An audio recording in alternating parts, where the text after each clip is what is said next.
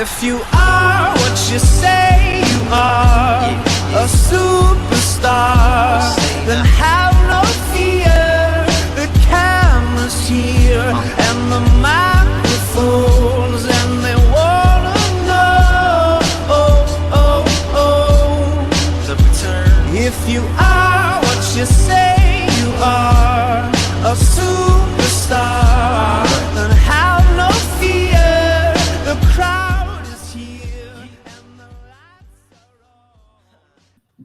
on. What is going on? What is going on? Welcome to another episode of the Wrightway podcast, live on the Wrightway Sports Network YouTube channel. I am your host, the CEO, Malik Wright, joined by, as always, Mr. Max Marrero, Daniel Alameda.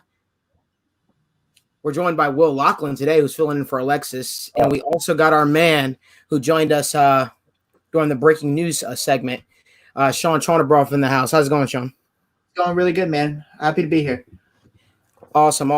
Just a quick reminder to remind everyone, you can follow us on Instagram at TWSNet, on Facebook at the Wrightway Sports Network, on Twitter at TWSNet with 2 T's. Follow myself, name down below, Wright Report on Instagram.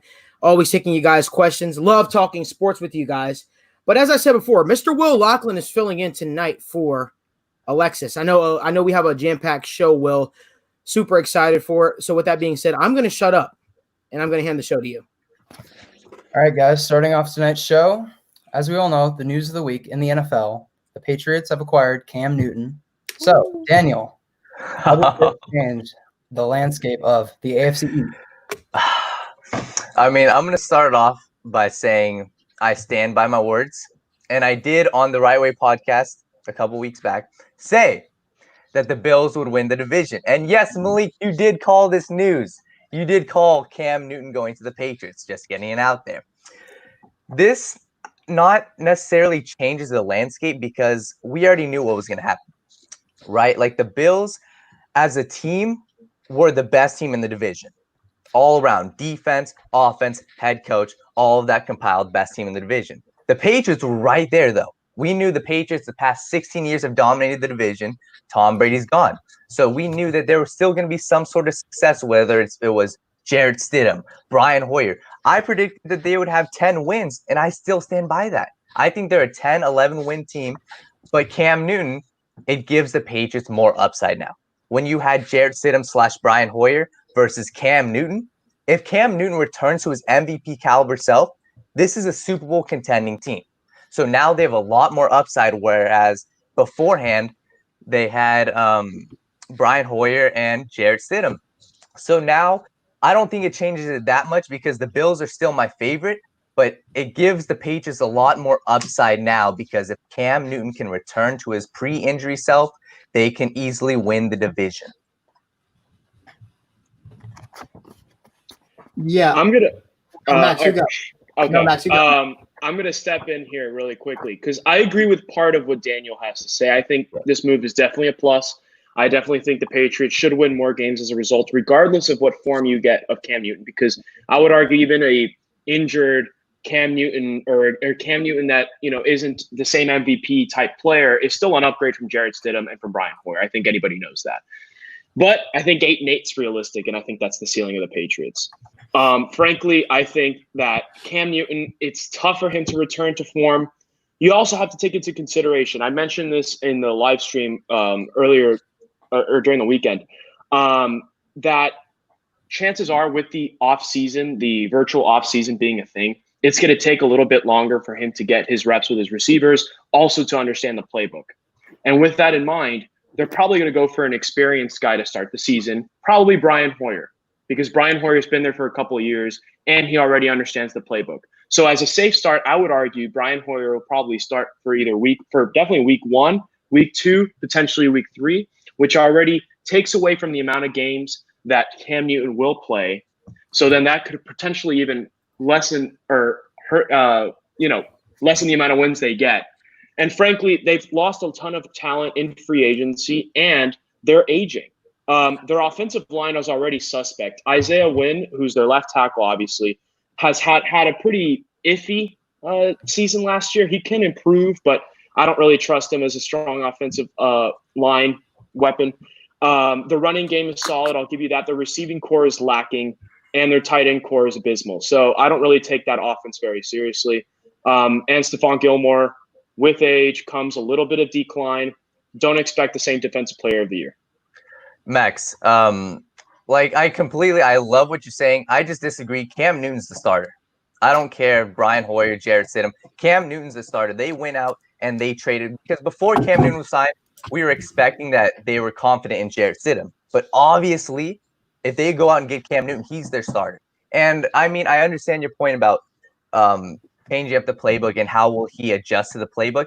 I think with Bill Belichick as his head coach, they will find a way to immediately have success in week 1.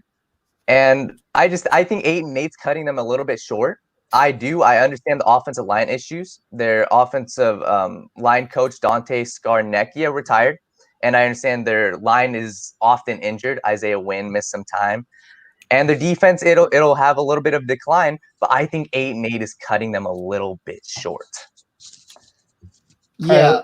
Sean involved in the conversation here. Sean, what are your thoughts? Yeah, so Max, can you show more respect for the greatest coach to ever play or ever do it? This guy is maybe Vince Lombardi. Vince Lombardi might be the only coach better than him. But what has Bill Belichick ever failed you?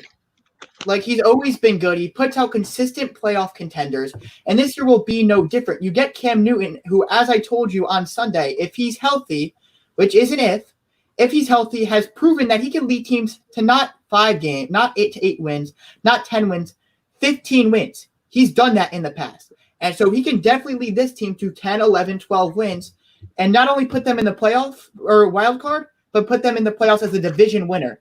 He's done it before on the Panthers. He was not properly supported on the Panthers. I'll say that till the day I die.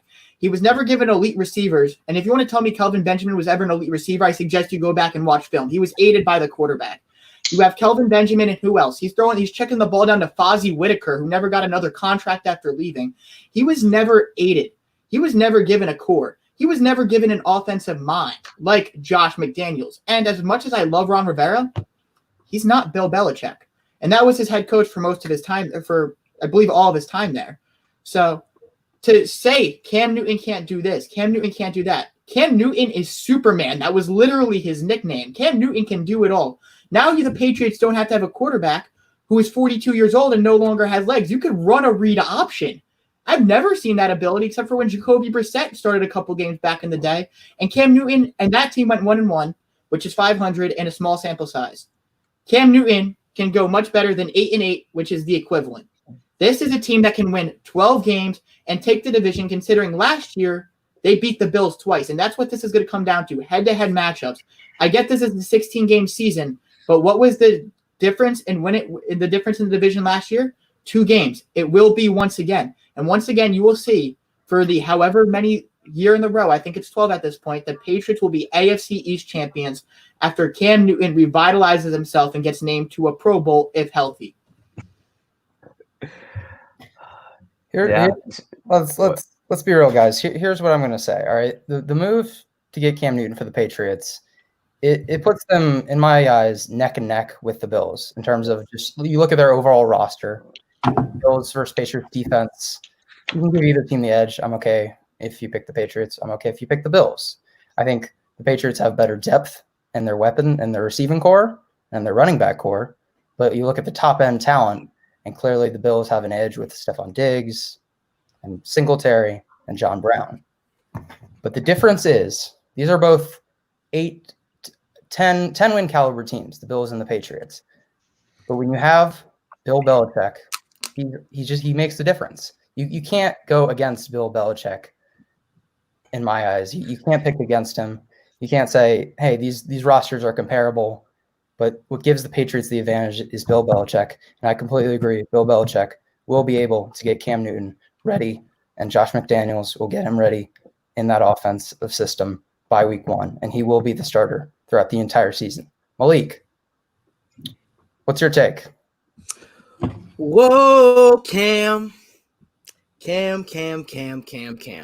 Listen, we all keep saying the magic word, if Cam Newton is healthy. I don't see him not being healthy, right? I mean, obviously you get nicks and bruises throughout the season. That's going to come with playing football. That's going to come with playing the game of football. Here's one thing I'm more interested in. Not if we get a healthy Cam Newton, but are we getting a motivated Cam Newton? And I think the answer to that question is we are getting a motivated Cam Newton. We all know what a motivated Cam Newton looks like. And if you don't know, CC 2015, MVP season, lost his best receiver in Kelvin Benjamin due to a torn ACL, and so on and so forth. He began to put up 50-plus touchdowns. So, listen, I hear what everyone's saying here. People are saying the Bills. The Bills are the team that is the real threat to the New England Patriots in the division. Here's one thing I pose. I think the Patriots are getting a dangerous Cam Newton because he is healthy, projecting, because he is motivated. And I think overall he's getting better weapons in terms of, especially in the receiving core, than he had in Carolina. And he's certainly getting a better offensive line. Now, you match that up with Josh McDaniels' play calling ability. Josh McDaniels, here's one thing we're not talking about enough. Josh McDaniels is going to be able to do things he's never been able to do before with Tom Brady. He's got Cam Newton, who has the ability to run. He can run the read option. They're that much more dangerous. Now, we saw what the Patriots team looked like with the pocket passer. Now we're going to see what the Patriots team looks like with a dual threat quarterback. And Cam Newton is a dual threat quarterback. I'm excited. And I said this to Max. I said this to Sean. I think that the Patriots got an absolute steal, especially when you look at the terms of the contract. I mean, if he plays up to par, which we are all anticipating that he will, he's looking at $7.4 million, somewhere along the lines of that. It's a slam dunk pick, and it was absolutely a Patriot move. If I'm a Patriots fan, I'd be excited. I'd be hyped for the prospect of what Cam Newton brings. Here's one issue I do have, though. We do keep bringing up the Buffalo Bills, and we're acting like the Patriots didn't sweep the Buffalo Bills twice in the series last year. If the Buffalo Bills are that much better, now I get it. The acquisition of Stephon Diggs, that can change a lot. But let me remind you, the Patriots have Stephon Gilmore, who Max likes to allude to saying that he might slow down this year. I beg to differ. I don't think Stephon Gilmore is going to slow down. I think Stephon Gilmore is the best cornerback in football. My humble opinion. I think it's between him and Jalen Ramsey when Jalen Ramsey is motivated to be the best. I think Stephon Diggs would have Stephon Gilmore will have no issue shutting down Stephon Diggs. I don't think that would really be an issue.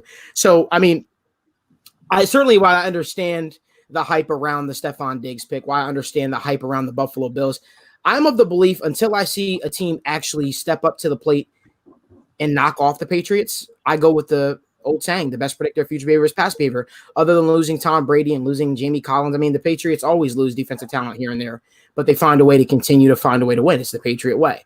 And I think with a more dangerous quarterback, and I'm not saying better, a more dangerous quarterback because he does have the dual threat ability, I am picking the New England Patriots, as I have been even when I had Jarrett Stidham as their starting quarterback. I am not going to be a fool. I am not going to be fooled by recency bias. Before I stand by my pick about the Buffalo Bills winning the division, but I want to talk about when Jacoby Brissett was with the Patriots. Jacoby Brissett, in his first game, immediately they started running the read option because, without Tom Brady, without Jimmy Garoppolo, you have a read option guy, a dual threat quarterback. And I believe Josh McDaniels will get the best out of Cam Newton. We're going to see an offense like we've never seen before with the Patriots. We know it used to be dink and dunk. And sure, Cam Newton's great in the short game, but Cam Newton in the read option ability, if he's able to stay healthy, I know it's the if when he's on the field, they will be a much more dangerous offense than they have been in the past couple years. And to your point, Malik, about the Patriots winning the division, I respect it. I do. Past behavior is the best predictor of future success. But I also know what the Patriots have lost. I know you like saying Jamie Collins, not that big of a deal. Kyle Van Noy, they lost. They lost James Devlin, their fullback. Their run game's going to be hurting a little bit. We know James Devlin's been there the past 10 years. We know their offensive line coach, Dante Starnecchia. Like, there is a lot of losses on this Patriots team. And the Bills, they've improved. Last year, they went 10-6, and they've improved in every facet of their game. Josh Allen got playoff experience. They added a rookie running back, Zach Moss, who is hands down better than Frank Gore right now. They added Stephon Diggs to help out Josh Allen because we know he has his inaccuracy issues. And they also added young talent on the defensive side. Like the Buffalo Bills are a much improved team than they were last year. And I think it's neck and neck for you to say, I respect your opinion, being able to say the Patriots, because I'm a Patriots fan. I hope they win the division. But it is more neck and neck than people realize. If they win it by one game, sure. But I would not, there is no way the Patriots will win more than 2 more games than the Buffalo Bills. I think it's a neck and neck race. Malik, can I respond to that? I don't know if you had a response, but do you mind if I jump in here real quick? I have no Go for response. it. So since we want to talk about what the Patriots lost, I'll start with that. Let's talk about what they gained. They gained the most underrated prospect in the draft in Kyle Duggar. They bring back a Dante Hightower. Jawan Bentley will be healthy this year. And they bring back their entire secondary, which is the key to their defense. And Bill Belichick's a front 7 guru. As Malik said, lose talent year in and year out, right? And then they always have a top 5 defense. Will we see a slight decline? Possibly. Very slight. Still a top 5 defense. But since we want to talk about the man himself, Josh Allen, since we want to talk about him in that playoff experience, let's talk about him in playoff experience against playoff teams. Drops 1 against the Texans, right? And against playoff teams in the regular season, I literally just did this calculation, 1-5. You want to know the one team he beat? A Marcus Mariota-led Titans team. 1 playoff team he beat. They also dropped games to the Browns and barely scraped them out against the Jets. So this is not the team that we're making this out to be. Because in the end, it comes down to throws for your quarterback. It comes down to plays by your quarterback. And I will take Cam Newton, who has carried a team to the Super Bowl, who has put teams on his back in the past, to put one over Josh Allen. Not to mention they have better coaching, and the Bills' offense is ran by a former Belichick assistant, and Belichick knows his assistants better than anybody. He kills them. He demolishes them. It's nothing. I feel like he has his easiest time against former assistants.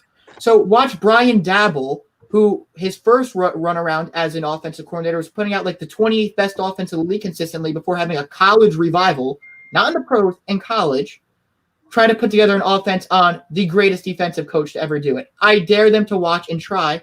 Like you said, well, if they beat them by 1 game, maybe that's all they need. All they need is to beat them by 1 game and watch them do it. I'm not saying Sean, here's the thing I'm going to add. I've been pretty reserved, I think, this podcast, but let me get a little unreserved.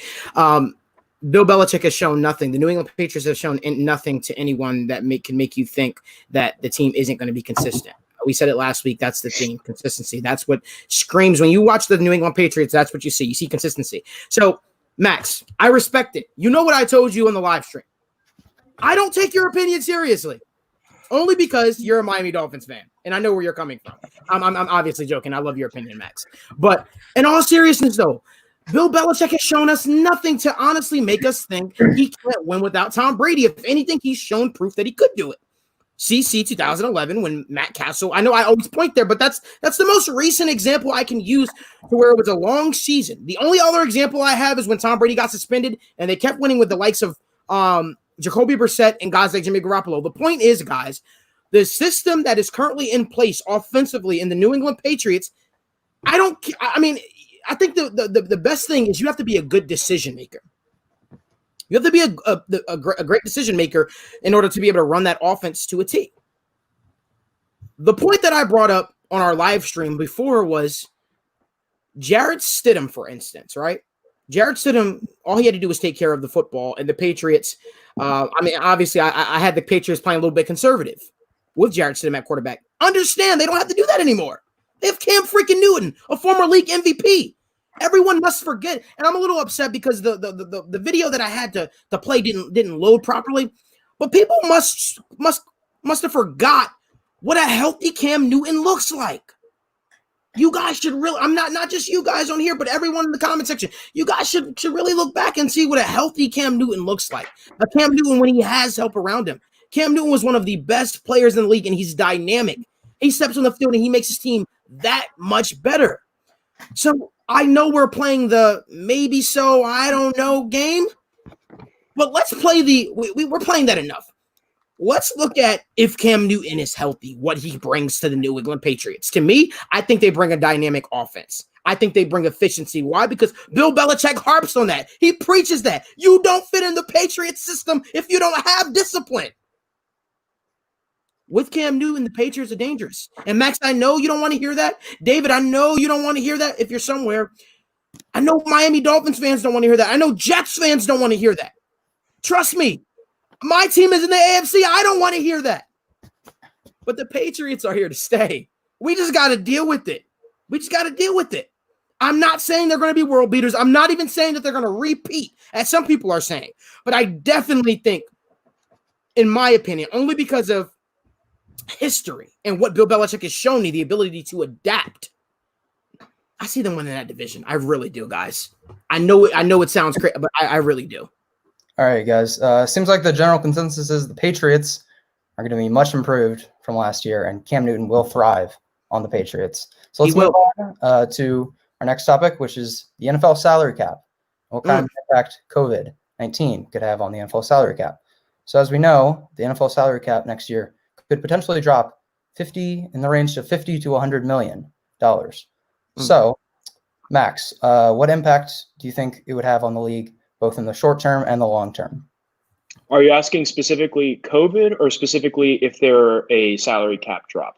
Salary cap drop. Okay. Well, assuming that it does drop 50%, it's going to completely change contracts as we know it, right? Patrick Mahomes is rumored to make, something north of $30 plus million a year, if not more. Obviously, if the salary cap drops, that's not going to be the case. And what that ends up doing is it completely shifts kind of just what star players are going to be asking for, obviously. And frankly, teams are going to have to navigate through that, and agents are going to have to navigate through that. So what does that mean? That means that players, I would predict that there's going to be a lot more short-term deals. So what that would mean is instead of Mahomes signing a 5-year extension paying him $35 million a year, he may sign a 2-year extension paying him $30 million or $25 million, assuming that the cap jumps back up, because remember, it fluctuates, right? Like anything, it fluctuates. Mm-hmm. So what I anticipate, just from a purely business perspective, it would make total sense for all of these star players to take shorter term deals or leave to maybe get, for example, if you're an Amari Cooper and you want to bank in now, right? You then can either stay for a team like the Cowboys that can give you that contract, or maybe make more to a team that maybe has a little bit more flexibility. That's assuming you're going to cash in now and that you may not have the same sort of value in the future. But if you're a star quarterback like Mahomes and your value is not going to depreciate, most likely not very much, the ideal way to do it is short term, 1 or 2 years, and then wait for the salary cap to hike back up, because once things hopefully settle down, once we have a cure, fans are going to go back to the games. TV deals are going to become a little bit more normal, and they're going to get their money. So it's all about money management, and I think the agents know what they're doing. So here's one thing I want to add to that, Will. I know I'm sorry I'm kind of cut you off, but it's going to be crazy. It's going to be bonkers. Honestly, we really don't know what type of impact this is going to have. But one thing I can tell you, have you had the opportunity to look at the upcoming free agent list next year? It's tough. And I'm going to tell you, one position group in particular is going to be hit hard: the running backs. It's so hard for running backs in the league to get paid already. But we're looking at a star-studded class of running backs that are going to be on the outside looking in. And if any of the running backs come across this podcast, look at what happened to the quarterback market this year. They thought, no, I'll wait. I'll hit the open market and I'll cash in big. Well, unfortunately, COVID-19 had a different plan for you. So honestly, whatever contract your team is offering you, Joe Mixon, Dalvin Cook, take it. Take it. Because the fact of the matter is you really run the risk of, getting a big contract. Thomas Stapleton added a great point. He says George Kittle was another guy. He was supposed to completely reset the tight end market. Now he'll either have to wait or accept a lesser deal. And that's the sucky part. A lot of guys are going to have to accept lesser deals. Guys like Yannick Ngakoue, guys like Chris Jones, guys like Shaquille Barrett. This is a real thing. It's going to hurt a lot of people's pockets. Now, I know people think the yearlies will be messed up. I think the biggest thing when it comes to NFL contracts is guaranteed money. Players want the guaranteed money. They want to make sure that their families and they're all secure. But Von Miller's a free agent, guys. Von Miller. And we're talking about Von Miller potentially not being able to get a big contract. That's crazy to me. All because of this situation. Now, it's absolutely insane to see how this is impacting the league. But it's impacting all the other leagues. But I mean, I guess my advice, I am no financial expert, but I will tell the guys to take whatever your team is offering you, especially a guy like Dak Prescott. Take the contract offer now, because I don't know if you'll be able to cash in this the same way if you wait it out. No, I totally agree. Like, players are going to get hit, and also teams already have a lot of money committed for this year. Like, I believe I saw, like, when I was looking into this, the Eagles are like have a lot of guaranteed money. Like, if this cap drops like 60, 70, or 80 million, like Adam Schefter said it might, and teams are preparing for, I believe the Eagles might have more guaranteed money than actual salary cap. So now teams are going to have to get creative. Max, not trying to pick on your boys, but the Dolphins went on a huge spending spree last offseason when this pandemic had already started.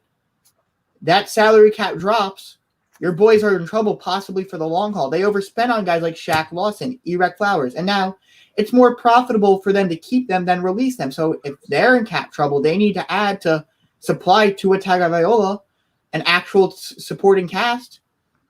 What do they do? This is where I'm like curious. I'm not curious about Patrick Mahomes. The Chiefs will figure it out.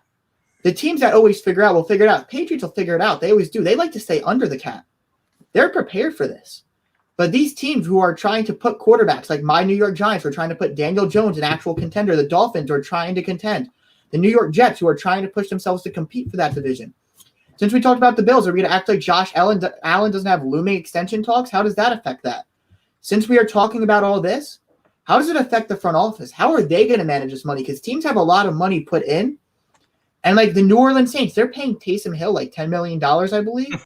That's a utility guy. Does he all of a sudden become worth that $10 million in a year from now? That's where we have to realize, where do teams put this value? And Malik's right. Running back, a replaceable position? If I'm the Vikings, I'm not even offering Dalvin Cook a contract. I'm running it out with Alexander Mattison. I firmly am.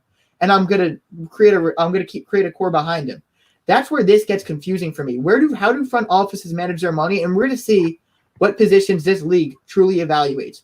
That's where it's going to come down to. It's not going to be the quarterbacks. The quarterbacks will get paid if you're a Patrick Mahomes. Like Malik said, $31 million might start looking generous to Dak Prescott a year from now, in my opinion. And plenty of these other guys and plenty of these front offices, they're going to be very cash-strapped as they try to put themselves up to that next level. Yeah, no, Sean, you definitely, both you and Malik hit it. I think the running back group, that's definitely the one that stands out, because you got guys like Joe Mixon, Dalvin Cook, Derrick Henry, these guys who are supposed to get big contracts, but they're already getting kind of screwed over just because of the running back group. And now, like Sean said, maybe you let go of Dalvin Cook and just run with Alexander Mattison. And another thing, Sean, you kept bringing up the teams. Another team is the Raiders. The Raiders had a huge spending spree this offseason. Corey Littleton, Jason Witten to be a mentor to Darren Waller, guys like Jeff Heath. They went out and spent a lot of money in hopes that next year, like the Jets, they hope that next year would be their big spending year. And now they're kind of getting screwed over. So everyone's plans are kind of shifting. And maybe this means that the perennial contenders like the Chiefs, like the Patriots, they stay on top one more year, an extra year. So you'll see more of that star power, that upper echelon of teams versus those teams that go from the bottom to the top. Thomas, I disagree with you. I definitely think that there are other very good running backs in the league other than just a guy like Christian McCaffrey. If you have a guy that you believe in, there are certain qualities that teams look for other than just, are you able to run? Are you able to catch out of the backfield? Honestly, if a guy's a transcendent talent, like you kind of make it out, but they don't always have to be on the type of level that Christian McCaffrey's on. And I think we often see Christian McCaffrey on the type of level McCaffrey's on is because of his usage, right? He's used a lot. He's used a lot in that particular system. That's not to say another running back can't perform that way, but I don't know. I think it's easy to say, do running back by committee, but as the Detroit Lions, how that's been working out for them. I disagree with that actually, Malik, because if we know that like LeVeon Bell, how's that turned out? Not very well, right? Sure. And there's countless examples like Todd Gurley. But once again, right. Matt, you have to look at the proof in the pudding, right? Le'Veon Bell was never a running back that was always going to make things happen for himself. Le'Veon Bell was always the type of running back that needed a talented offensive line. He didn't create his own holes. They say the best. That's not true. No, that's very true. That's not true. No. Let me explain. Because if you see the way that Le'Veon Bell, for example, ran the football, he hesitates. It's almost like he's walking, right? Why? Because he's allowing his at times subpar offensive line to create holes for him. He's not relying on the offensive line. He creates plays for himself. And to your point about usage, you didn't debunk what I was saying in a sense. Like I'm saying is Le'Veon Bell, the usage of Le'Veon Bell in Pittsburgh, for instance, we saw an elite Le'Veon Bell in Pittsburgh because he had one of the best offensive lines in football. It was right, literally, the Pittsburgh Steelers offensive line was right on par with the Cowboys offensive line, literally neck and neck. So that's why we saw Le'Veon Bell. Le'Veon Bell has always been a patient runner. He's never been a guy that's going to hit the hole and make holes for himself of a guy like a Christian McCaffrey or a guy like Saquon Barkley or a guy like Joe Mixon. Those guys who make holes for themselves, who make when plays break dead, they find a way to make it just happen. I know you can disagree, but that I've literally watched these guys. We've studied these guys. Like it's the truth. That's why Le'Veon Bell, typically first yard of contact, he doesn't always break a lot of tackles. He always usually gets stopped behind the line of scrimmage if his line isn't holding up necessarily. So I understand where you're coming from, but I'm telling you, Le'Veon Bell has never been a guy to make and create holes for himself. He's always been a guy that was specifically reliant on his offensive line, always. But let me ask you a question, though. My point is, even with a guy like Christian McCaffrey, it's not a sure thing. So my point is, Absolutely. The market for running backs is so out of, you don't even know. It's unsure. So if a guy like Le'Veon Bell, who succeeded just as much, maybe not quite like McCaffrey did this past year, but my point is his usage is right up there, and he was seen as the best running back in football for many years. If a guy like that can mess up the way he has, then why should you pay running backs? They're seen as expendable. It's clear. Because even in Los Angeles with the Rams, right? They were just in the Super Bowl because Todd Gurley really jump-started that. I mean, don't get me wrong. They had plenty of good receivers, but he was the main guy on that offense that year. And look what happened. Injuries derailed them. They are a solid, above-average football team, not anywhere near what they used to be. You give him that contract, and now they got rid of him, but they still have to pay him, right? So the point is, it's an expendable position. And that's no disrespect to the great running backs that there are, but it's not worth splurging that much money, especially now with this cap situation, on guys that you can replace eventually. Yeah, I completely. Wait. Let me stop you. Let me actually stop you right there. Todd Gurley, the year they went to the Super Bowl, actually was one of his was a down year for him. He had an issue with arthritis in his knee. That's why he led the league in touchdowns, right? Yeah. I'm not sure if that was the same year. I think that was the year prior. No. He went downhill near the end of the year, but that is exactly the thing teams have to look for, though, when they pay running backs. History. But that's always been an issue with Todd Gurley. That was an issue when he came out of college. Exactly, but like since you bring up a Joe Mixon doesn't really have that harsh of a history with injuries, if I'm correct. Saquon Barkley, when he's up for a contract, doesn't have that harsh of an issue with injuries.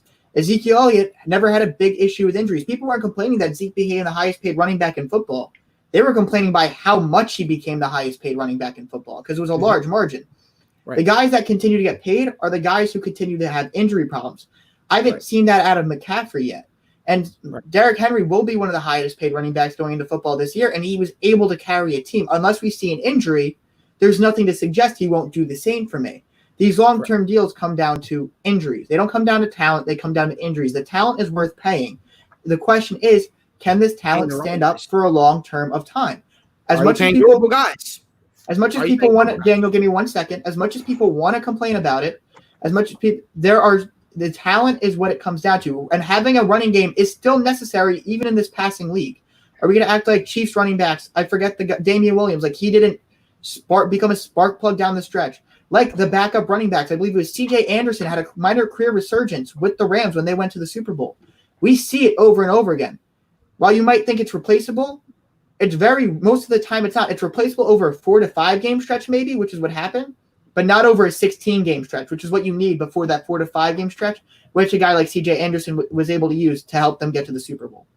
Sean, exactly to your point. You're naming guys like Damian Williams, like C.J. Anderson. What are these guys getting paid? Let's look at the 49ers, the Chiefs. Both of the teams in the Super Bowl, do they have one star running back? Name me a team that has had major success and paid a running back a large amount of money. Look at guys like who's a big name right now? Joe Mixon. If he gets paid, the Bengals have to distribute their money a little bit more, a little bit less. But I look back at the Chiefs. I look back at the 49ers. The 49ers, I believe they spent a total of $10 million on 3 running backs. $10 million on 3 running backs, Raheem Mostert, Matt Breida, and Tevin Coleman. That's not one running back. That's a running back by committee. And that is why the running game was so special, because you could throw in Mostert, you can throw in Breida, you can throw in Coleman, all three guys, and it's a total of $10 million. Okay, Alright. Daniel. So wait. Daniel, Let me reboot that. Let me. Yeah, to reboot that. Sorry, Malik, you take it. All right, my bad. I can't. All right, I'll take this. I can't tell. Malik lagged on my screen. I can't tell he's gotta talk. The reason why you have to go out and sign multiple running backs is you're trying to replicate the production you would get from one elite running back. Nobody is sitting here saying it's not false. It's not false. You mean to tell me if you go out, it's not false? It's not false, and there's no evidence behind you saying that there's false. If you go out and you have an elite running back, the sole purpose why you go out and you get 3 running backs versus paying one guy is to avoid paying that one guy when you can pay those guys on a smaller contract, but you're looking to get that same exact production. Now, here's what I have an issue with. I'm not disagreeing with what you're saying, Max. I'm not disagreeing with what Daniel's saying. I think we're sitting here honestly having a lost argument, to be honest with you. The point that I'm making is you're making it seem as if it's easy to find a running backs that can replicate those same success, and it's not. That's why I said CCS to the Detroit Lions. My point that I'm making is the point that other than this year was one of the first years with Kerryon Johnson and the year prior when he first started coming on. Other than that, the Detroit Lions have had an issue with the running back position.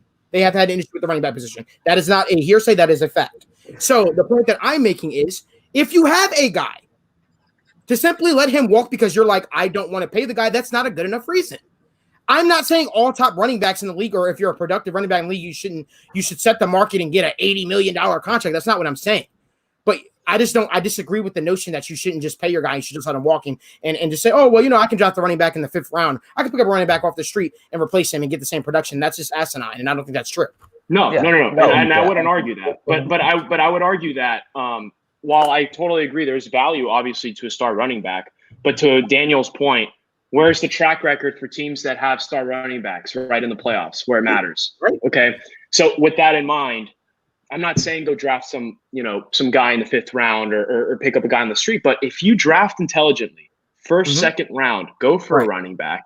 And it's like it recycles. It's a cycle, right? So point is you plug him in for a couple of years, maybe see out the rookie contract, and then what do? You let them walk to a team that's willing to pay them.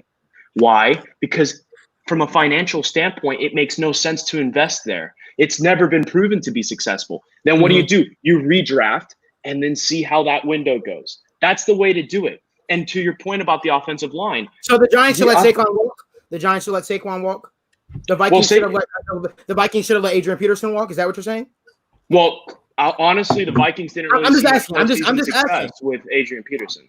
I mean, That's not AP's fault. They made 2 NFC championships when they had Brett Favre. They didn't have a competent quarterback there. What are you referring to? Yeah. But I'm saying, okay, in the case of if you want to talk about Saquon Barkley, first you got to shut that offensive. You guys here, Saquon Barkley should be released. That should be allowed to walk at the end of his contract, guys, and go to a quick team that will pay him. Don't interrupt me. That's not what I said. What I said was, look, this is what you said. You need to shore up the offensive line, and you need to make sure you provide your quarterback with weapons first. The running back comes after that. I'm asking you, what should the Giants do with Saquon Barkley? Because your notion is you shouldn't pay top running backs. So I'm asking you, Max Marrero, Daniel Alameda, since you guys believe that running backs should not get paid, what should the Giants do when Saquon Barkley's contract comes up? I never said running backs shouldn't get paid. Answer my question.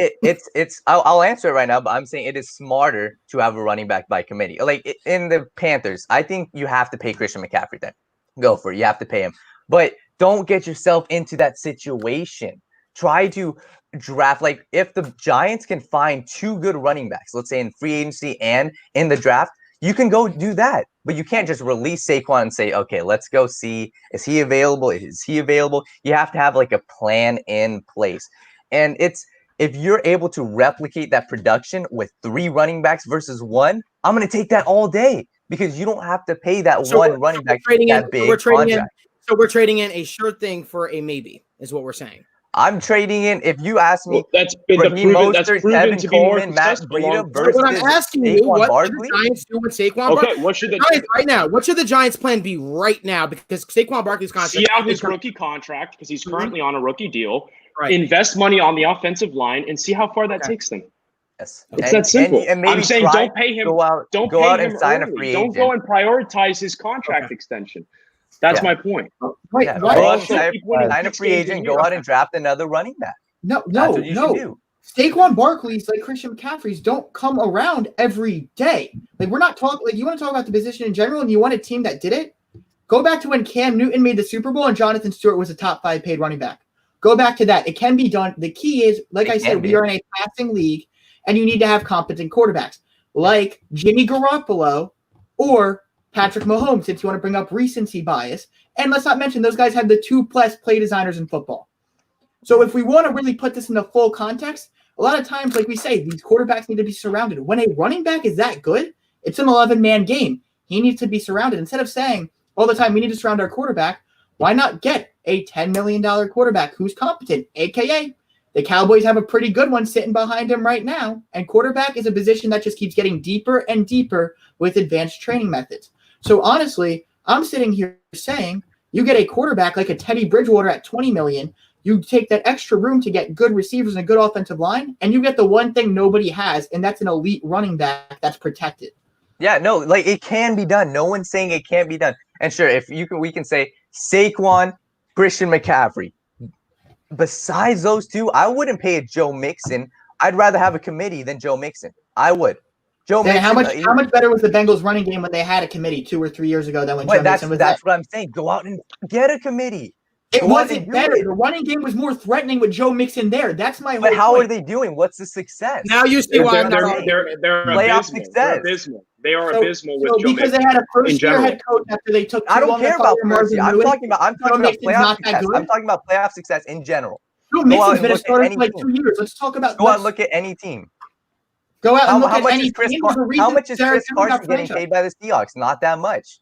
Watch when his extension comes up and watch him. Some team does pay him good money. And again, let's talk about it. Elite coach and a top 5 quarterback. Okay, so then let's talk about it. LeSean McCoy was the running back on a Tyrod Taylor-led playoff team. Okay, so do the Giants have a top 10 head coach? Do they have a top 10 He has not coached the defense? game, but they had a bottom 5 head coach, and look how that turned out. Again, like if your quarterback needs a good head coach, we always put that on a good quarterback. Let's put it on an entire system. People keep thinking so small-minded. Let's look at the big picture. You need a good head coach to be good overall. So when running backs keep getting stuck with bad head coaches, it's not their fault. And we keep saying it's not. No one's saying it's their fault. No one's saying it's their fault. Then why shouldn't you pay them? Because what you just said, it's not their fault. What's your argument, Daniel? Huh? What is your argument? What is your argument? I don't understand. You're saying you should let an elite running back. I know. I'm saying field your options. No, I said field your options. And that's bullcrap. That's bullcrap because you're making it seem as if it's easy to do. No, when did I say it's easy to do? I never said it's easy to do. So can you agree that if you have a talented person at the running back position, that you should pay them? That's not saying you should break the market for them, but they should be paid. Do you agree? Guys. I would rather go with the committee. I would rather go with the committee. Okay. Yes. Nice job. 30 seconds. Look at the 49ers and look at the Chiefs. Thank you. Done. They didn't win. Can I ask you one question? Thank you. It's not done. They didn't win. But your argument is, did they win? The Chiefs did. The Chiefs But did. they have an elite quarterback. But how much did they pay their running back? That's what I'm saying. How much did they pay their running back? How much? Malik, tell me how much was Damian Williams making? Was he making more than $10 million? If it's so important, and they did this, then why did Andy Reid draft a running back in the first round? How much is he getting paid? That's exactly my point. Draft a running back. $5 million, $6 million. Guys, is that $50 million? That's my point. Thank you. Daniel. Guys, I think we're going a little off topic. Yeah. Yes, please. It's a conversation about COVID and the salary cap. Running back for 20 minutes. I don't know how. Saquon Barkley. All right. Anyways, the bottom line is you pay generational players, and Saquon Barkley is a generational player for the Giants, and you pay those guys. Yeah, that's the way I see it. Sean, I want to thank you for coming onto the show, my man. I want to let you get out of here. No, appreciate you guys. Sean. Yeah. Thank you, Sean. Good stuff, Sean. Great to see you, man. We bringing on David? Yes, we are. Let's do it. All right. So what's up, David? What's up? How you doing? Good to have you. All right. Have me on. going into the some UFC stuff. So we'll start with you, David. David, what stood out to you most about the fight between Dustin Poirier and Dan Hooker? That second round, I think that's what should have stood out to most people. A lot of talk about that second round being one of the best rounds in recent UFC history, and I don't know. I don't know if I disagree with that. Yeah, two guys swinging for the fences, and I mean, in those kind of fights, especially those firefights are always the best fights. I mean, Joanna and Zhang Weili was one of the best fights, and I mean, as much as we can get into the technicality of wrestling and all that, I mean, everyone just wants to see firefights, and I think that was one of those good ones. Max, how do you see it? I totally agree. I mean, Chael Sonnen came out saying that second round was the greatest second round he's ever seen in his entire life. And this is coming from a professional mixed martial artist, right? Or former professional mixed martial artist. So he's seen his fair share of fights. To say that second round is the greatest single round in the history of mixed martial arts is insane. And I totally agree. I mean, again, I can't really reference many in my head right now, but that compare. But the thing is, that second round, I mean, just to see the way that Poirier was dominating the first half of that round, if not more. And then you see Dan Hooker connecting with some punches that would knock anybody out, even most fighters. Yet Poirier was still able to stand there and take those punches. And that was one of the closest fights I think we've seen in a very long time. That was a genuine 3-2 victory. That was a genuine 3-2 victory. Very even. I actually have some statistics pulled up to show how even that fight actually was. For significant strikes, Poirier threw for 153 to Dan Hooker's 155. Total strikes landed were 208 to 162. I mean, talk about a really heavily contested, very balanced fight. I mean, who didn't like to see that fight? It was amazing. Daniel, how do you say Oh it? no, I completely agree. When Chase, I saw that interview or his podcast, and when he came out and said that was the greatest round of UFC fighting he's ever seen, that means something. That means something. And personally, watching it, I keep going back to this, but no crowd. I don't know why. It's something about not having the crowd, hearing the announcers, just hearing the punches connect. And like Max said, there were some punches that Poirier threw that should have easily knocked out Hooker. Easily. But just being able to hear it, I completely agree. It was a great fight to watch, back and forth, and it was entertaining.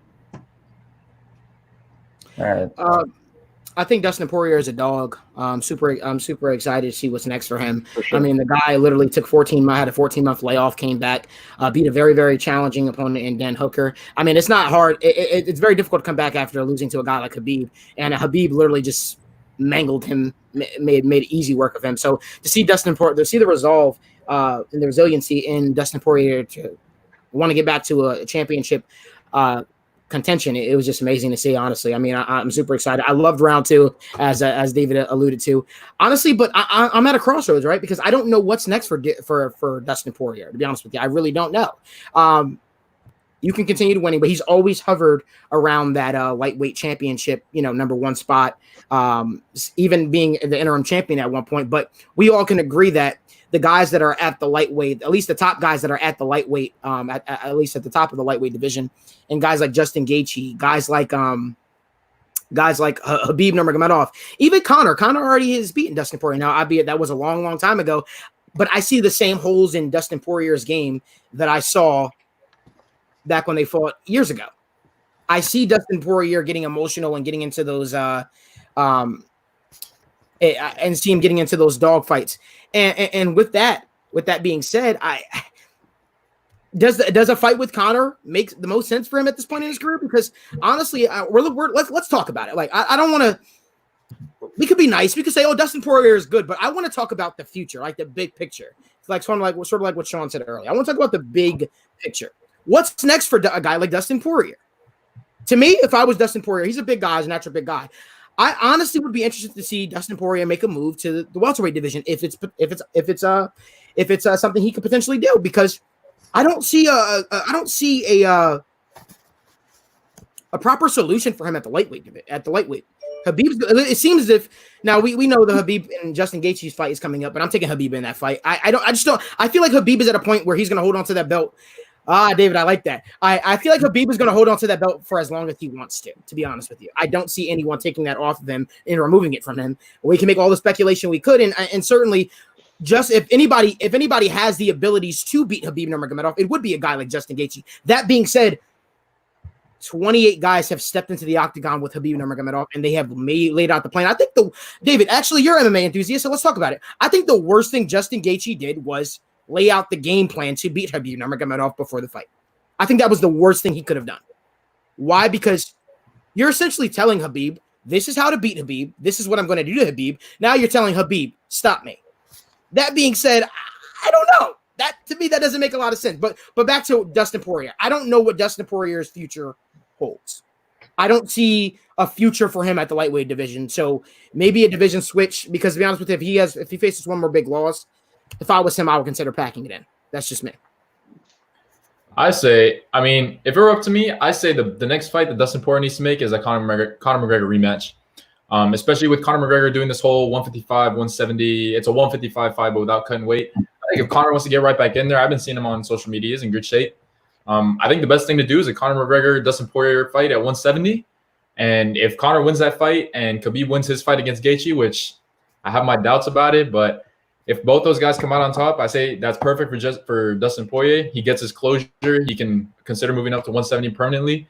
And if Conor wins that fight, it sets him up perfectly for the winner of Khabib Gaethje. So, Will, do you mind if we shift gears a little bit? Because I want to put David, because David's our special guest. He's not on the podcast every single week. So I'm very curious. What makes you think Justin Gaethje? You said you have your doubts about Khabib being able to beat Justin Gaethje. I'm curious. What are your doubts? Well, I think I'm not saying by any means I think that Justin Gaethje is going to win 100%. I mean, Khabib, he mauls everyone in front of him. So I can definitely see Khabib coming out on top and winning that fight. But I just think there's something different about Justin Gaethje. I mean, he's one tough guy. And I think Tony would have given Khabib a run for his money as well. But I think Justin Gaethje is that one guy that he can take punishment while Khabib's strangling him. He has the cardio to keep going.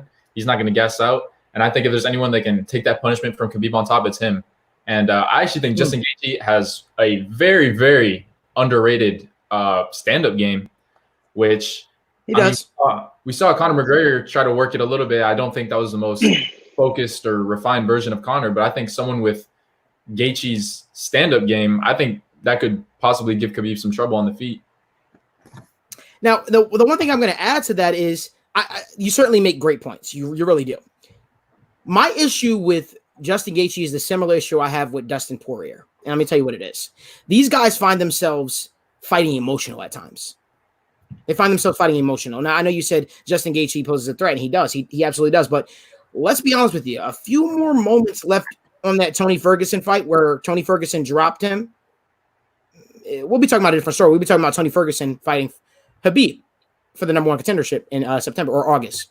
So the fight could have went a very, very different way in the matter of moments for him. That being said, I think there's something about Khabib Nurmagomedov. We've seen him go against guys with great cardio, guys like Edson Barboza, guys who do have great cardio, guys who do have good stand-up, right? The one thing about Khabib is able to take the wind out of your sails. Listen, it's easy for someone to say, hey, I can be there. I have good cardio. And then actually to get in there with a guy like Khabib Nurmagomedov, who is going to test your cardio to the maximum. He's going to test it to the maximum. The same thing what they said with Jorge Masvidal versus Nate Diaz. They said what? Oh, Nate's fine. Nate has great cardio. Nate will be fine. Well, that's a good excuse to use until it's not a good excuse to use anymore. So to me, I don't know. I think that until that's tested, until we actually see Justin Gaethje, and I saw a tested Justin Gaethje against Tony Ferguson. I saw a tired Justin Gaethje against Donald Cowboy Cerrone. I've seen a tired Justin Gaethje. So I don't know. I don't think that that's necessarily accurate. Not by you necessarily. I'm saying what everyone else is saying when they say, "Oh, Justin Gaethje has the cardio to go against Khabib." Khabib has a way about him, man. He does. So let me toss this out to you guys. How does a potential Dustin Poirier Tony Ferguson fight sound? Because I feel like if you don't want to give him Conor, because Conor may want some more marquee guys, that could be one of the more entertaining fights we can see in the future. We have two guys with insane cardio. Mm-hmm. This is, by the way, that fight we saw with Justin Gaethje and Tony was insane. It showed Tony's strength. Yes, Tony lost that fight, but we saw a different animal come out of Tony, right? We know that Tony's a tough guy. We know that Tony can take a punch, but I mean, those were some knockout blows he was just taking, man. And I feel like even in that loss, I feel like Tony Ferguson now is more marketable than ever, right? Because now even the casual fan can say, wow, that guy is a badass, man. He can take a punch. That guy can fight. That guy is an incredible athlete. And frankly, I think if you put him with Poirier, now in Poirier's, let's call it redemption tour, that can give him a legitimate shot for an interim title shot if there is, or even a potential rematch against Khabib if you beat a guy like Tony. And frankly, I feel like that's a fight that would be better to do or easier to do than a Conor fight. Well, here's the one thing I'm going to add to that. I think that the Tony Ferguson. Let's speak for Tony Ferguson right now. I think Tony Ferguson is at a crossroads in his career, where his next fight has to be something of substance. I think that the Dustin Poirier fight is very dangerous for him. I think it's very dangerous for him. Now, certainly, I definitely think he can pose a fight, but we're also talking about a 40-year-old Tony Ferguson at this stage. We're talking about a 40-year-old Tony Ferguson. The climb to the top is strong. It's tough. It's very tough for him. Now, what that looks like, I don't know. I don't think we'll ever see Tony Ferguson versus Khabib Nurmagomedov, to be honest with you. No, and I don't know. I think Justin Gaethje took something out of Tony Ferguson. To be honest with you, I saw a dejected Tony Ferguson around that fight. I don't think he wanted to be in there with Justin Gaethje anymore. After he was laying the shots on him, he was laying on the shots on him. But that being said, I don't know. I just think that from him going into a big puncher like Justin Gaethje back into another big puncher and a guy like Dustin Poirier who's going to try to take your head off, I wouldn't recommend that. I wouldn't recommend that. All right, guys, let's move on to another UFC topic. Mike Perry, he dominated his match despite not having a coach in his corner. So, David, do you think Perry will feel the need for a coach to be in his corner for the next match? Well, I think he came out and said that his goal now after he won this fight was to start looking for a new team and looking for the right people to add in his corner. So I definitely think he is looking for that to fill that need in his corner. He said it himself, but I just think that, I always believe it's important to have someone in your corner. I think most fighters will tell you that they believe it's important to have someone in their corner, but Mike Perry came out and showed that, I can still get the job done without anyone in my corner. And he was talking all week about how his coaches would just tell him what he was already doing, and he was kind of fed up. He was elbowing a guy, and the coach would say, elbow, elbow. He's like, yeah, that's what I'm doing, man. So I don't know, man. I heard Chael Sonnen come out and say that he spoke with a cornerman from the UFC, and he said that Mike Perry might have just cost some people their jobs because some fighters are going to be saying, why the hell do I need a coach? I can just cut one or two off, save myself some money, and get the job done either way. So.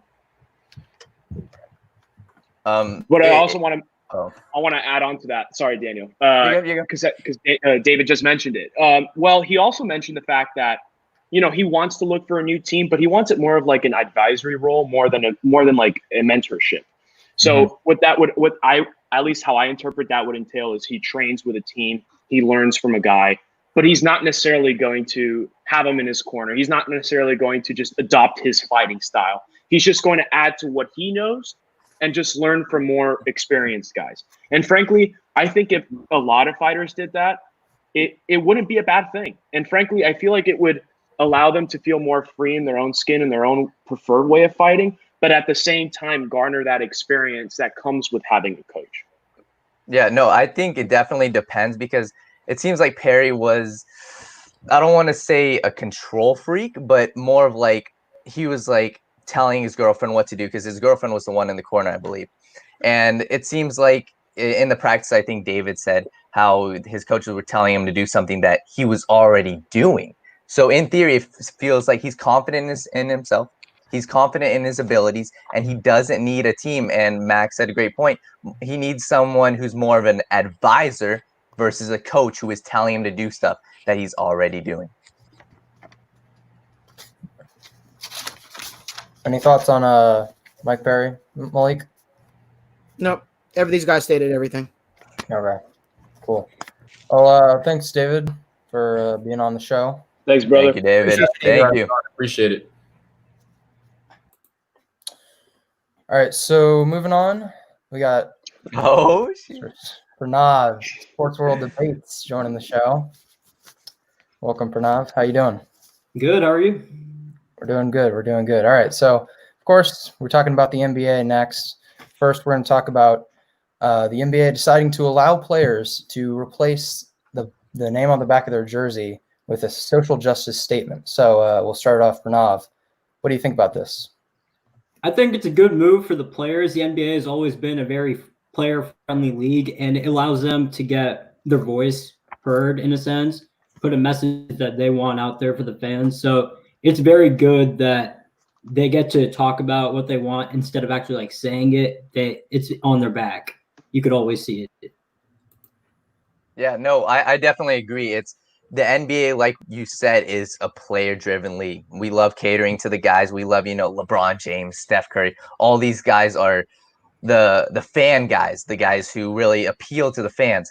And just for the NBA to even allow for this to happen, I think it's a great move.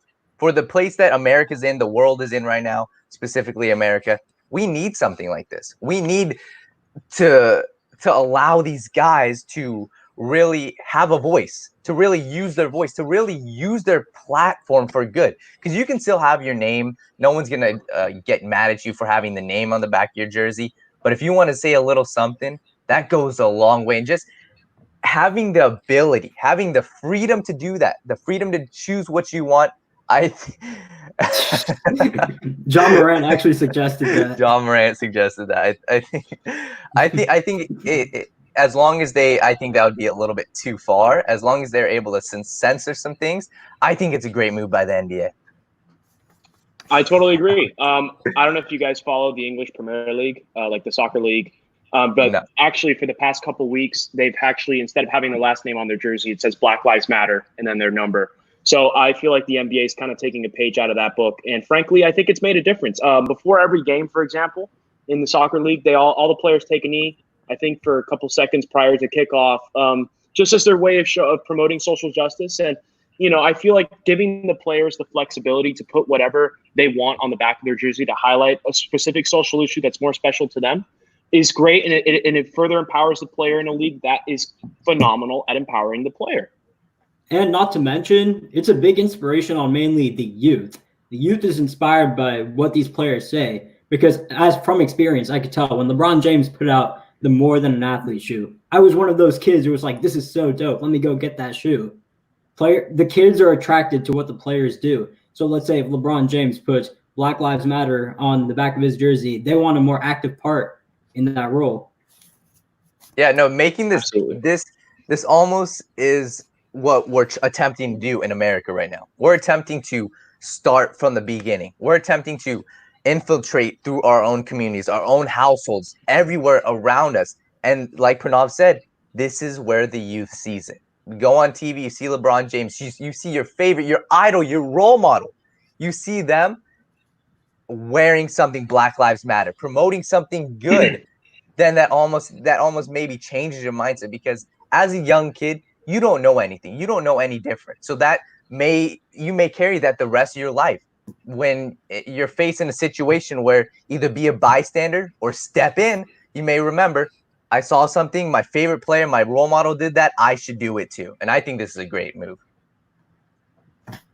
Yeah, I think Adam Silver and Chris Paul should be absolutely commended for this. I think they're the two lead guys that really made this happen. And I mean, they know that sports is a way to it doesn't have to take away from these social justice messages. It can amplify these messages. And so I think Absolutely. guys totally do that. Malik, how do you see it? I think it's awesome. I think it's awesome what the NBA is doing. I think this is why the NBA is head and shoulders above the NFL when it comes to speaking out on social justice because they allow their players to have a voice. I don't know if I would ever see the NFL doing that, but never say never. Obviously, times are changing in this world that we live in. I think it's absolutely incredible. These guys have spoke to it. It means a lot to young kids. It means a lot to African Americans. People who are actually dealing with this on a day-to-day day to day. So I definitely think that this is awesome what the league is doing, and I'm curious to see what the backlash is. I don't know if backlash is the right word. I'm curious to see what the response is from other leagues as well.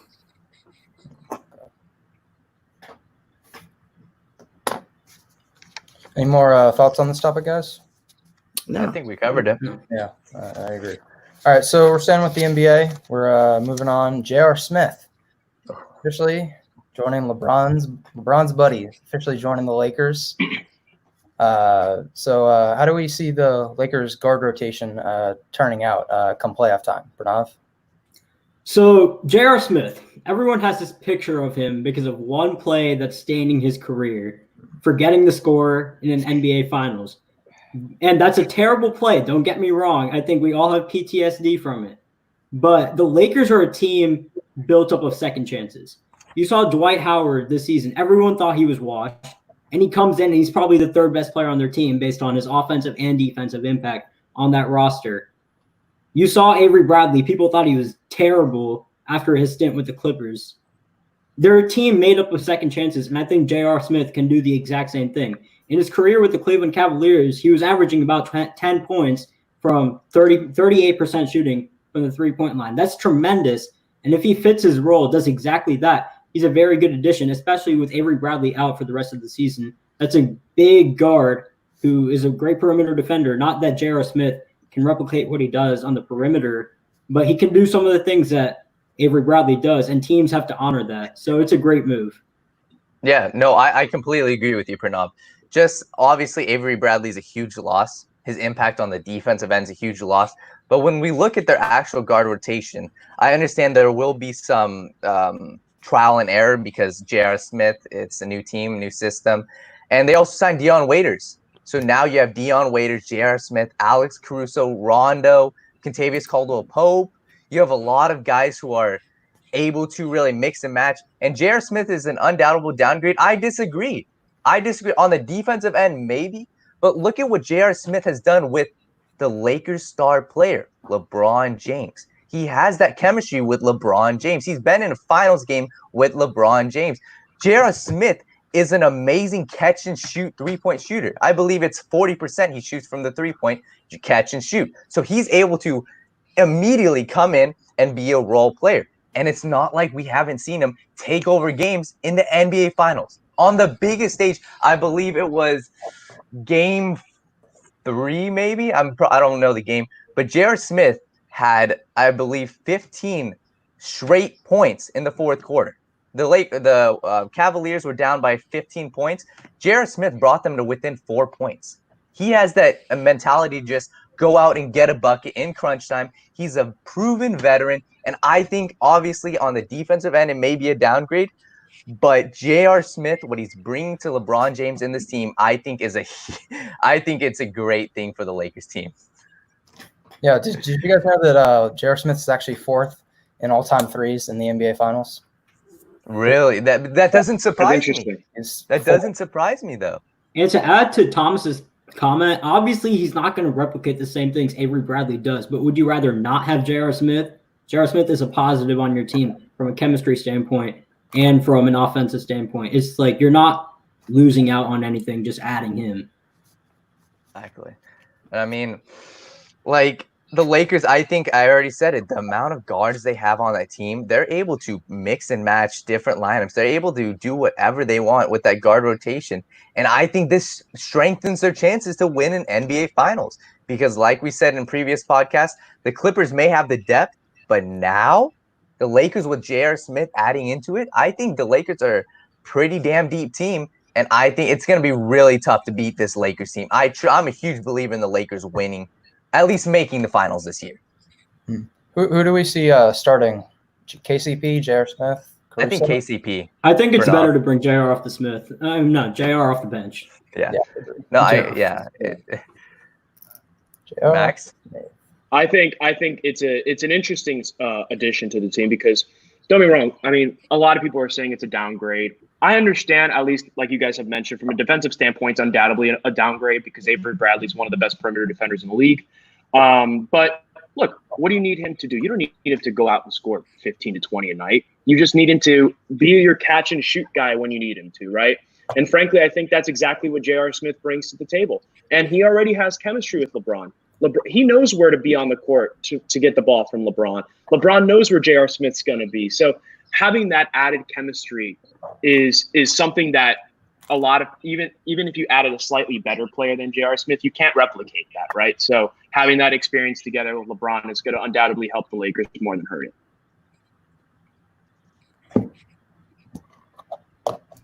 Yeah. Another thing is, if KCP steps into Bradley's role and replaces some of that defensive impact, especially in the starting lineup, J.R. Smith doesn't have too much pressure on him to really deliver. I mean, all he has to do is come in, make a couple threes at the end of the shot clock, and you're good. And even if he doesn't, Dion Waiters can maybe give you a scoring punch every once in a while. I have a huge issue with what Thomas just said.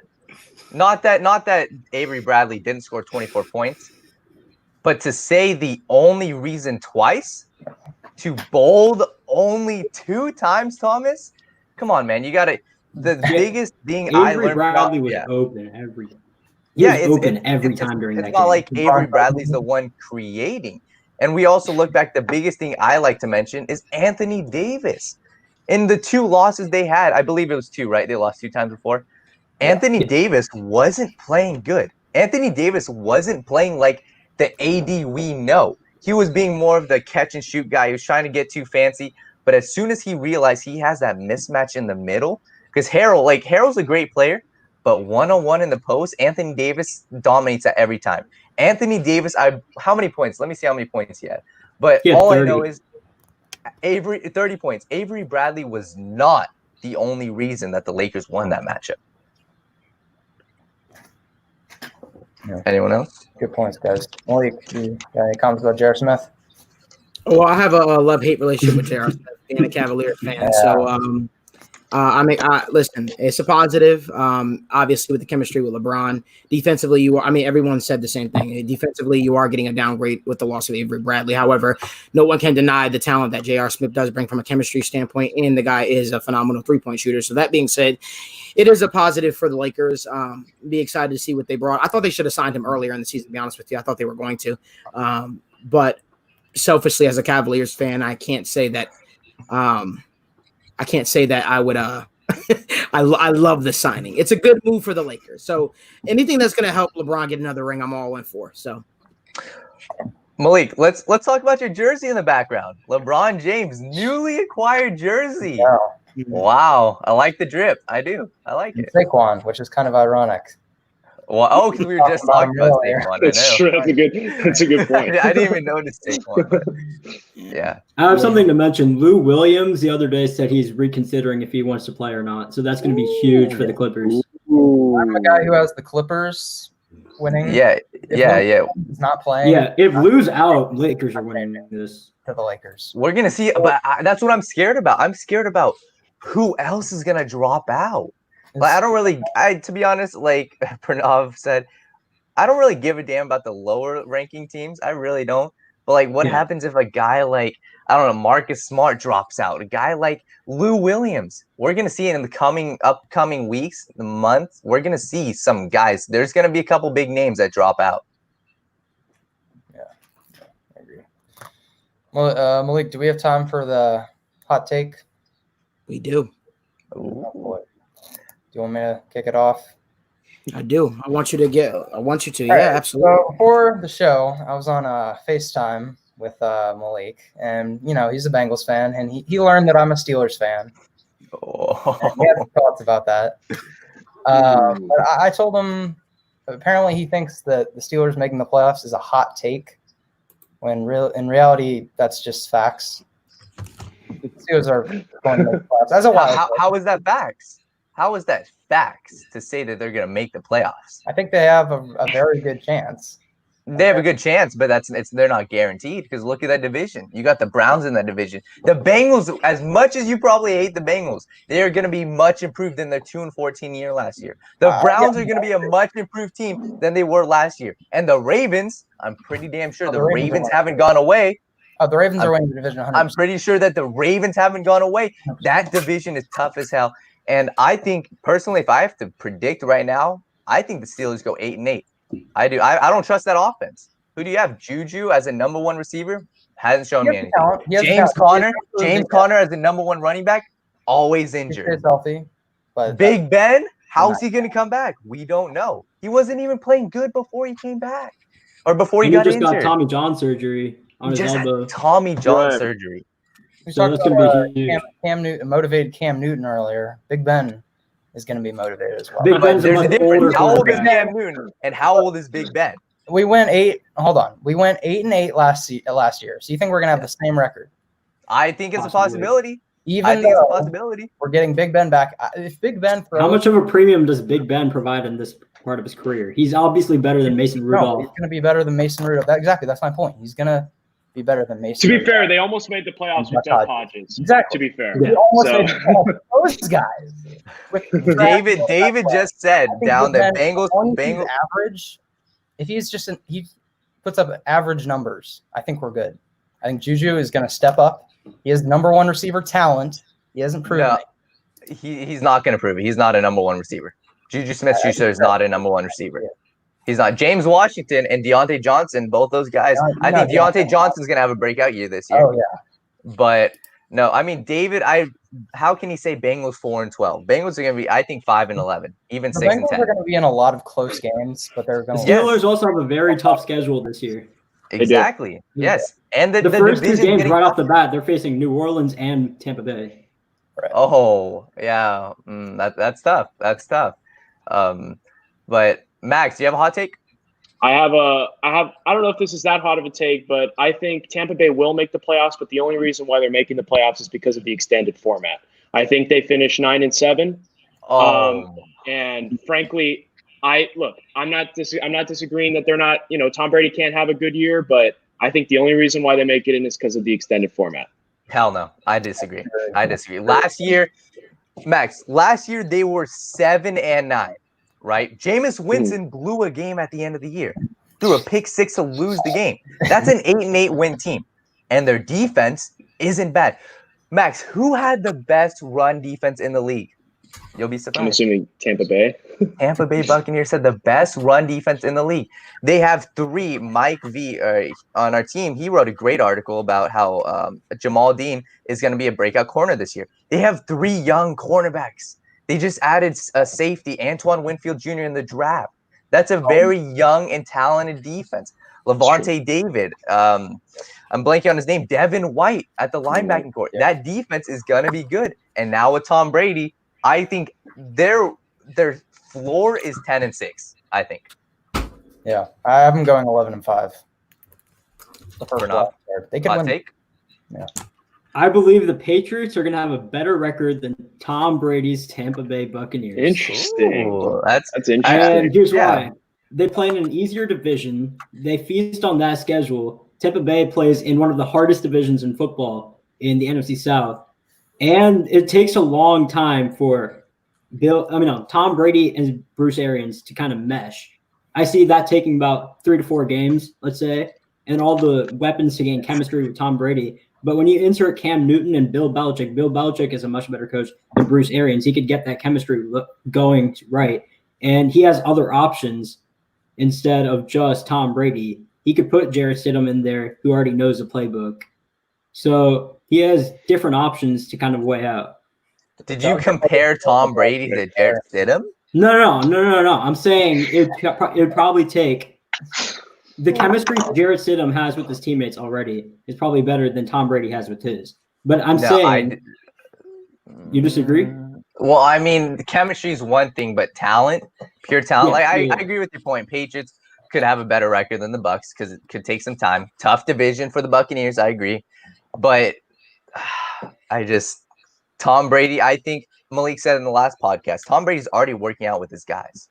He's already getting a head start with his guys. So Tom Brady, that's not going to be the issue. And we know the type of guy Tom Brady is. He's not going to settle for less. Tom Brady wants to go in there. Tom Brady promised Chris Godwin a Super Bowl champion and a championship, and whether he delivers on that or not, I think the Bucks for the next 2 years are going to be contenders. I do. The Bucks are a bigger threat in the playoffs, but in terms of just regular season record, I could see New England finishing with a better record. Yeah. Malik, why are you repping the Bungles? The Bungles. You noticed. You noticed. It's been 1 full year. It's been 1 full year. I said I was going to keep quiet. I said I wasn't going to say anything. I want to hereby retire this jersey. I want to retire this Andy Dalton jersey, right? Because Andy Dalton is no longer the starting quarterback of the Cincinnati Bengals. Now, that being said, you guys know what the era is in Cincinnati. It's a new day. The Cincinnati Bengals have the greatest college quarterback of all time, in my opinion. The Patriots do. No. Joe Burrow. So with that being said, I'm declaring right now that my Cincinnati Bengals,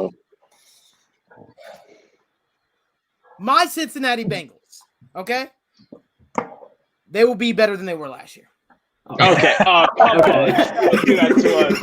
Don't do that to us. I thought he was going to say playoffs. Oh, man. Right? It's like the Cincinnati Bengals are making the playoffs. They're going to be the 7th seed in the AFC. Let's go. Who they said they're going to beat them Bengals. I'm excited. I am hyped, and we are ready for it. We've got Joe Burrow. We've got AJ Green back. We got our first-round pick, Jonah Williams, back. No, but in all seriousness, guys, the Bengals will be significantly better than they were last year. My hot take is that the Tampa Bay Buccaneers will win the Super Bowl this year. That's my hot take. Wait. So do you? My Chiefs are still out there. Wait, are you saying that the Bengals will make the playoffs or no? Hell, he's going to keep quiet on that. no. I mean, I get it. Trust me. The Bengals are going to be much improved. Last year, they played a ton of close games. Last year, Jonah Williams was injured. This year was the first year they really splurged in free agency. They added a safety, Von Bell. They added 3 great linebackers in the draft. All 3 guys who I believe can produce right away. Burrow taking 10 sacks a game. Their offensive line's a little bit improved. I'm just wondering what's going to happen when TJ Watt gets right in Joe Burrow. Let me rephrase this. Here's one thing I'm willing to commit to for the Bengals in all seriousness. The Bengals will finish with a better record than the Pittsburgh Steelers this year. That's my hot take. They will. They will. Because if you look at it, listen, that's not just a hot take, right? Let's actually look at it, because that's what our debate was before we went on air. The Pittsburgh Steelers did not improve. You got Ben Roethlisberger, who's coming back from Tommy John elbow surgery. Ebron? You picked up. Oh, I'm sorry, Eric Ebron, the guy who's been shifted from team to team. Listen, your defense is going to be good, even though you did lose. Just good. This is going to be good. Your defense is going to be respectable. It's going to be respectable. I'll tell you what you better do. You better sign Cameron Hayward to a contract extension. You better get Devin Bush some help so he's not your only linebacker. You better make sure that boy can cover. Because let me tell you something right now. I have a funny feeling that Joe Burrow is going to make mincemeat of your linebacker core. But you know, I'm going to shut up because it's a new day in Cincinnati. The Cincinnati Bengals will have a better record than the Pittsburgh Steelers this year. That is not a hot take. That is not. That is a fact. I guarantee it. And you better hope Ben Roethlisberger can finish the entire season, because if not, you'll be trotting out Mason Rudolph. That's all. We're still going to beat you, and we're still going to beat you with Mason Rudolph and Duck Hodges. Right. Well, you know what, guys? How many sweeps? That's fine. Listen, that's fine. Listen, we'll see. I'm not gonna go there. 2018 sweep. 2017 sweep. But you didn't mention 2014. You didn't mention 2014. 2014. Wow. Listen, I'll leave it at this. It's going to be a great NFL season. Hopefully, we obviously, we have a football season. Obviously, that's what we're hoping for. Hope everyone stays safe and everyone is staying safe throughout this trying time, because obviously the cases are spiking in our country. Make sure you guys are being safe. Make sure you guys are wearing masks, and you're being conscientious about this thing. But all that being said, well, I hope you had a good time. I want to thank you for, filling in for Alexis for the podcast. We look forward. You did a great job, my man. Pranav, thank you for joining us on the show as well, my man. We greatly appreciate it. We got to get you on for more. Yeah, and your Chiefs suck. I'm joking. But But and no, we want to thank Pranav so much for coming on to the podcast. Want to thank you guys for continuously being with us throughout week in and week out, asking us questions, debating with us, debating in the comment section, especially you, Thomas. You're always You're awesome, man. You're always commenting, man. But want to thank you guys so much for joining in on the Wrightway podcast. You can catch us here every single Tuesday, 9 p.m. Eastern Standard Time and 6 p.m. Pacific. Like I said, we'll always be talking NFL action, UFC action, NBA action, anything in sports for that matter. And remember to follow the Wrightway Sports Network. We are the new generation of sports. And we're excited for what the future holds. Got our app coming out this summer, guys. Still excited for that. Still hyped up for that. We don't mention it enough, but we are hyped. We are excited. We have an awesome team of writers, content creators all across the United States. Yes, sir. Like I said, this ride has been fun. This ride has been fun, and it's going to continue to be fun because you guys make it fun. The people who view our content, the people who debate us, the people who keep us going. So thank you guys so much from the bottom of our hearts. Max, I know me and you went at it for the first time a little bit on the show, but it was fun. It was fun. It was fun. Man. All love, man. Will, you did an amazing job. Thank you guys so much for tuning in to the Wrightway podcast. As always, the show will goes on, and we will see you next week live on the Wrightway podcast.